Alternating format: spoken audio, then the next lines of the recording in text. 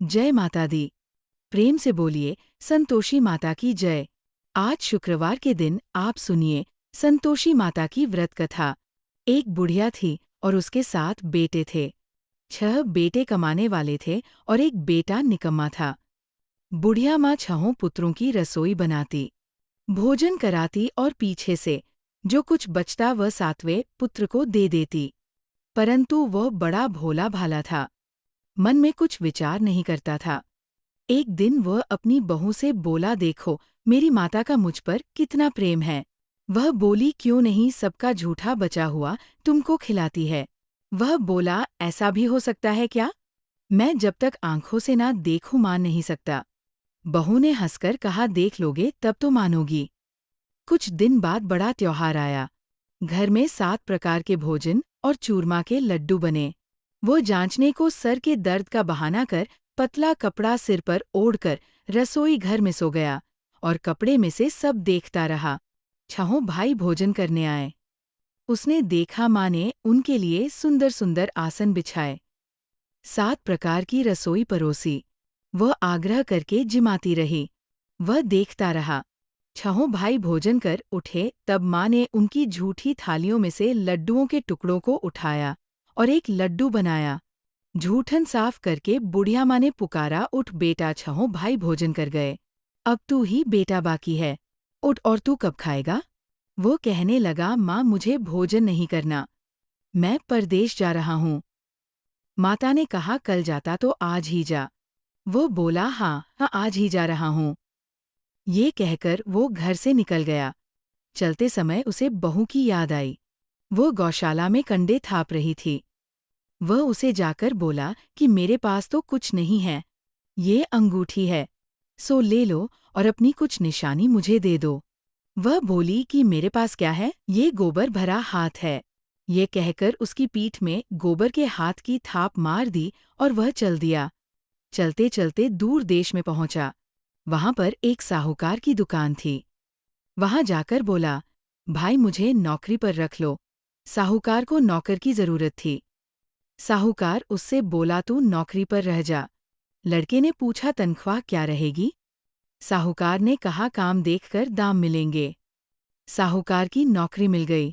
वह सवेरे 6 बजे से रात्रि 12 बजे तक नौकरी करने लगा।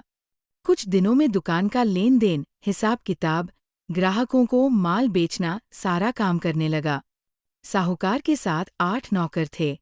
वे सब चक्कर खाने लगे कि ये नया नौकर बहुत होशियार बन गया है। सेठ ने भी काम देखा और 3 महीने के अंदर ही उसे मुनाफे का साझेदार बना लिया। 12 वर्ष में वो नामी सेठ बन गया और मालिक सारा कारोबार उस पर छोड़कर बाहर चला गया।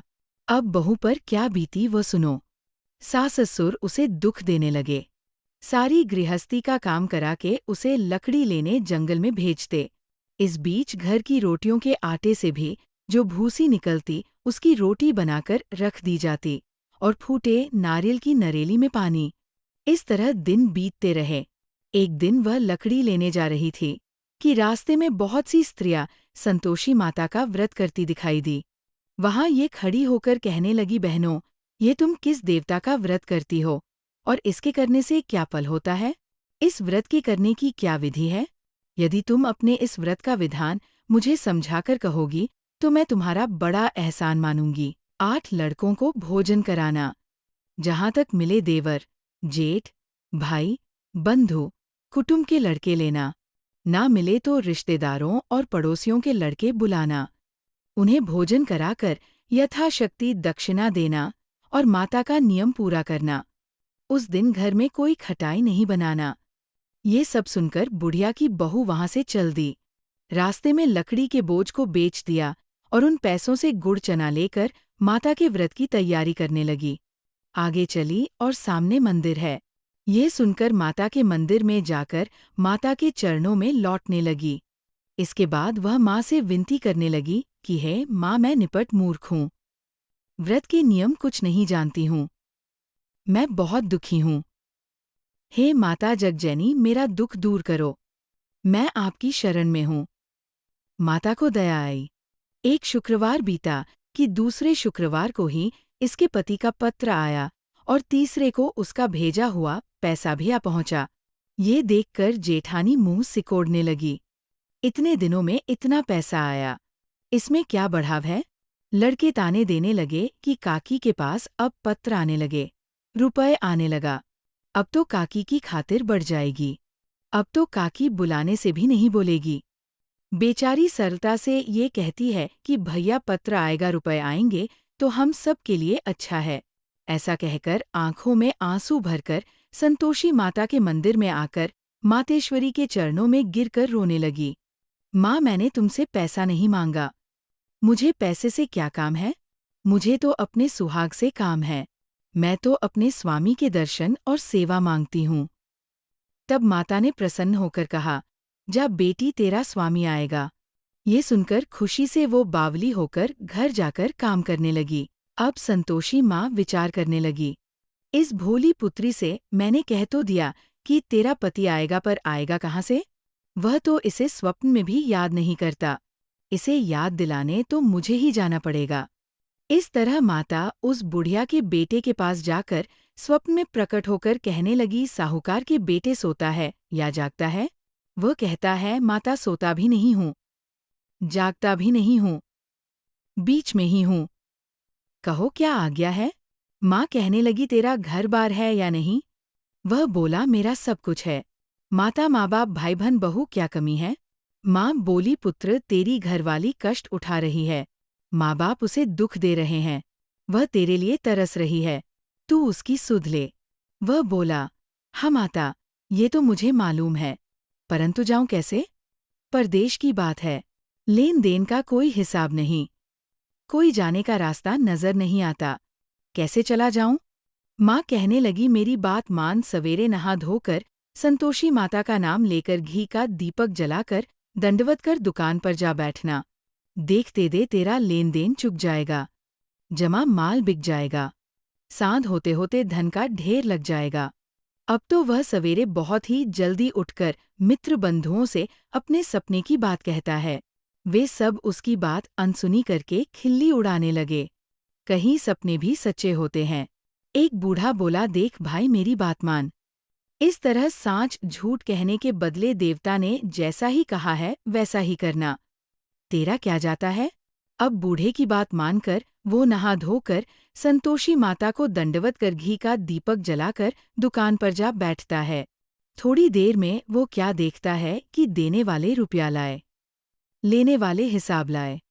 कोठे में भरे सामानों के खरीददार नगद में सौदा करने लगे। शाम तक धन का ढेर लग गया। मन में माता का नाम लेकर प्रसन्न होकर घर जाने के वास्ते गहना, कपड़ा, सामान खरीदने लगा। यहाँ के काम से निपट घर को रवाना हुआ। उधर बहू बेचारी जंगल में लकड़ी लेने जाती है। लौटते वक्त माताजी के मंदिर पर विश्राम करती है। वह तो उसका रोज रुकने का स्थान ही था। दूर धूल उड़ती देखकर वह माता से पूछती है, हे माता, ये धूल कैसे उड़ रही है? माँ कहती है, हे पुत्री, तेरा पति आ रहा है। अब तू ऐसा कर, लकड़ियों के 3 बोझ बना ले। एक नदी के किनारे रख, दूसरा मेरे मंदिर पर और तीसरा अपने सिर पर रख। तेरे पति को लकड़ी का गड्ढा देकर मोह पैदा होगा। वह यहाँ रुकेगा, नाश्ता पानी बनाकर खाकर माँ से मिलने जाएगा। तो लकड़ी का बोझ उठाकर जाना और बीच चौक में गट्ठा लाकर 3 आवाजें जोर से लगाना। लो सासू जी, लकड़ियों का गट्ठा लाई हूँ। भूसी की रोटी दो, नारियल के खोपड़े में पानी दो। आज कौन मेहमान आया है? माँ की ये बात सुनकर वो बहुत अच्छा माताजी कहकर प्रसन्न मन होकर लकड़ियों के 3 गट्ठे ले आई। एक नदी के तट पर एक माता के मंदिर पर रखा। इतने में ही वह मुसाफिरा पहुंचा। सूखी लकड़ी देखकर उसकी इच्छा हुई कि अब यहीं निवास करें और भोजन बनाकर खा पीकर गाँव जाएं। इस प्रकार भोजन बनाकर विश्राम लेकर गाँव को गया। उसी समय बहू सिर पर लकड़ी का गट्ठा लिए आती है। उसे आंगन में डालकर जोर से 3 आवाज देती है। लो सासू जी, लकड़ी का गट्ठा लो। भूसी की रोटी दो, नारियल के खोपड़े में पानी दो। आज कौन आया है? ये सुनकर उनकी सास अपने दिए हुए कष्टों को बुलाने हेतु कहती है, बहू ऐसा क्यों कहती हो? तेरा मालिक ही तो आया है। बैठ, मीठा भात खाकर कपड़े गहने पहन। इतने में आवाज सुनकर उसका स्वामी बाहर आता है और अंगूठी देखकर व्याकुल हो जाता है। माँ से पूछता है, माँ ये कौन है? माँ कहती है, बेटा ये तेरी बहू है। आज 12 वर्ष हो गए जब से गया है, तब से सारे गांव में जानवर की तरह भटकती फिरती है। कामकाज घर का कुछ करती नहीं। 4 समय आकर खा जाती है। अब तुझे देखकर भूसी की रोटी और नारियल के खोपड़े में पानी मांगती है। वह लज्जित होकर बोला, ठीक है माँ, मैंने इसे भी देखा और तुम्हें भी। अब मुझे दूसरे घर की चाबी दो तो मैं उसमें रहूंगा। ठीक है बेटा, जैसी तेरी मर्जी। ये कहकर माँ ने चाबी का गुच्छा उसे दे दिया। उसने लेकर दूसरे कमरे को खोलकर सारा सामान जमाया और एक दिन में ही वहां राजा के महल जैसा ठाट बाट बन गया। अब क्या था? वह सुख भोगने लगी। इतने में अगला शुक्रवार आया। उसने अपने पति से कहा, मुझे माता का उद्यापन करना है। उसका पति बोला, बहुत अच्छा कर लो, अपनी खुशी से ये भी कर लो। तुरंत ही वो उद्यापन की तैयारी करने लगी। जेठ के लड़के को भोजन के लिए कहने लगी। उसने मंजूर किया, परंतु पीछे जेठानी अपने बच्चों को सिखाती है, देखो भोजन के समय सब लोग खटाई मांगना, जिससे इसका उद्यापन पूरा ना हो। लड़के खाना खाने आए। खीर पेट भरकर खाई, परंतु बात याद आते ही कहने लगे, हमें कुछ खटाई खाने को दो। खीर खाना हमें भाता नहीं, ये देखकर अरुचि होती है। बहू कहने लगी, खटाई किसी को नहीं दी जाएगी, ये तो संतोषी माता का प्रसाद है। लड़के उठकर खड़े हुए और बोले, पैसे लाओ। बोली बहू कुछ जानती नहीं थी, सो उन्हें पैसे दे दिए। लड़के उसी समय उठकर इमली लेकर खाने लगे। ये देखकर बहू पर माता ने कोप किया। राजा के दूत उसके पति को पकड़ कर ले गए और जेठ जेठानी मनमाने खोटे वचन कहने लगे। लूट लूट कर धन इकट्ठा कर लाया था, सो राजा के दूत उसे पकड़कर ले गए हैं। अब सब मालूम हो जाएगा जब जेल की रोटी खाएगा। बहू से ये वचन सहन नहीं हुआ। रोती रोती माता के मंदिर में गई और बोली, हे माता, तुमने ये क्या किया? हंसाकर क्यों रुलाती हो? माता बोली, पुत्री तूने उद्यापन करके मेरा व्रत भंग किया, इतनी जल्दी सब बातें भुला दी। वह कहने लगी, माता भूली तो नहीं हूँ, ना कुछ अपराध किया है, मुझे तो लड़कों ने भूल में डाल दिया, मैंने भूल से उन्हें पैसे दे दिए, मुझे क्षमा करो माँ। माँ बोली, ऐसी भी कहीं भूल होती है। वह बोली, माँ मुझे माफ कर दो, मैं फिर तुम्हारा उद्यापन करूंगी। माँ बोली, अब भूल मत करना। वह बोली, अब भूल नहीं होगी माता, अब बताओ वे कैसे आएंगे? माँ बोली, जा पुत्री, तेरा मालिक तुझे रास्ते में ही आता मिलेगा। वह निकली, रास्ते में पति आता मिला तो उसने पूछा, तुम कहाँ गए थे? वह कहने लगा, इतना धन जो कमाया है उसका टैक्स राजा ने मांगा था, वह भरने गया था।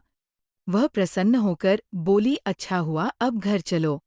कुछ दिन बाद फिर शुक्रवार आया तो वह बोली, मुझे माता का उद्यापन करना है। पति ने कहा, कर लो।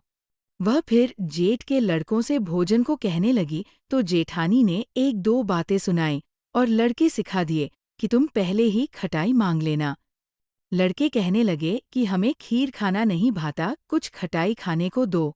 तो बहू बोली, खटाई खाने को नहीं मिलेगी, खाना हो तो खाओ। ये कहकर ब्राह्मणों के लड़के लाकर भोजन कराने लगी। यथाशक्ति दक्षिणा की जगह एक एक फल उन्हें दिया। इससे संतोषी माता प्रसन्न हुई। माता की कृपा होते ही 9वें मास उसको चंद्रमा के समान सुंदर पुत्र प्राप्त हुआ। वह पुत्र को लेकर प्रतिदिन माता जी के मंदिर को जाने लगी। माँ ने सोचा कि ये रोज आती है, आज क्यों ना मैं ही इसके घर चलूं, इसका आसरा देखूं तो सही। ये विचार कर माता ने भयानक रूप बनाया। गुड़ और चने से सना मुख, ऊपर से सूंड के समान होठ, उस पर मक्खियां बिनबिना रही है। दहलीज में पैर रखते ही उसकी सास चिल्लाई, देखो कोई चुड़ैल डाकिनी चली आ रही है, लड़कों इसे भगाओ नहीं तो किसी को खा जाएगी। लड़के डरने लगे, चिल्लाकर खिड़की बंद करने लगे। बहू रोशनदान में से देख रही थी। प्रसन्नता से पगली होकर चिल्लाने लगी कि आज मेरी माता मेरे घर आई है। यह कहकर बच्चे को दूध पिलाने से हट जाती है। इतने में सास का क्रोध फूट पड़ा। वह बोली कि इसे देखकर कैसे उतावली हुई जो बच्चे को पटक दिया। इतने में माँ के प्रताप से जहाँ देखो वहाँ लड़के ही लड़के नजर आने लगे। बहू बोली, माँ जी, मैं जिनका व्रत करती हूँ ये वह संतोषी माता है। इतना कहकर झट से सारे घर के किवाड़ खोल दिए और सबने माता के चरण पकड़ लिए और विनती कर कहने लगे हैं, माता, हम मूर्ख हैं, अज्ञानी हैं, तुम्हारे व्रत की विधि हम नहीं जानते हैं। तुम्हारा व्रत भंग करके हमने बहुत बड़ा अपराध किया है। हे माता, बहू को जैसा फल दिया वैसा सबको देना। जो भी यह कथा पढ़ेगा या सुनेगा उसके सभी मनोरथ पूर्ण होंगे। प्रेम से बोलिए संतोषी माता की जय। जय संतोषी माता। प्रेम से बोलिए संतोषी माता की जय। आपको आज की कथा पसंद आए तो वीडियो को लाइक करके के चैनल को जरूर सब्सक्राइब करिएगा और कमेंट में संतोषी माता की जय भी जरूर लिखिएगा। प्रेम से बोलिए संतोषी माता की जय।